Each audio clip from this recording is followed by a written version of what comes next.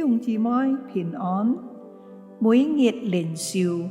專心敬拜侍奉主。今日愛讀嘅經文係雅各書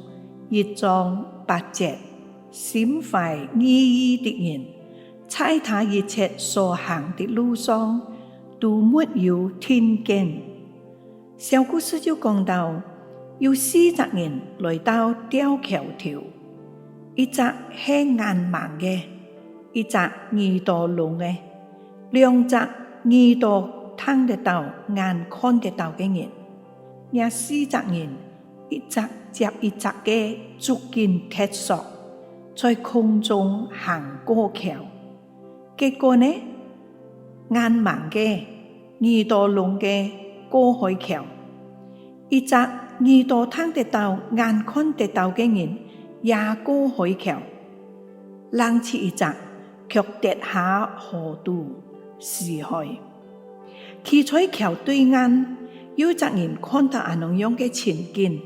就問沿過海橋嘅3隻人：做乜解讓到3隻人能夠過海橋，而這隻耳朵聽得到、眼看得到嘅人卻過唔到橋呢？一隻眼盲嘅人就講：眼看唔到，唔知道山高橋暗危險，所以就心平氣和嘅綁緊索向前行。耳聾嘅人就講：耳朵聽唔到腳下嘅水流到後頸，所以害怕嘅心也減少去好多。這隻過海橋嘅耳朵聽得到、眼看得到嘅人就講：捱過那嘅橋，危險嘅山峰，老捱要乜嘅間歇，愛水流到眼急，老捱要乜嘅間歇，捱只管注意落腳穩固就救去了。我哋一齊來默想，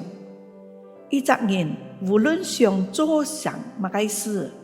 或者係遇到乜嘅事，都愛保持冷靜、良好嘅心態，唔好連三連四過分嘅在意一些事情，而灰心喪志，結果反而做唔成事情。我哋一齊來禱告，親愛嘅天父上帝，我哋在世上嘅日子，常常都愛面對好多嘅試探、誘惑，求主堅定我哋嘅信心，愛專心一意嘅尋求你嘅心意，冇讓世俗暫時嘅利益蒙蔽咗我哋嘅心眼，使到我哋心懷二意。求你賜俾我哋有聖靈嘅能力，忠心侍奉你，將自家嘅一切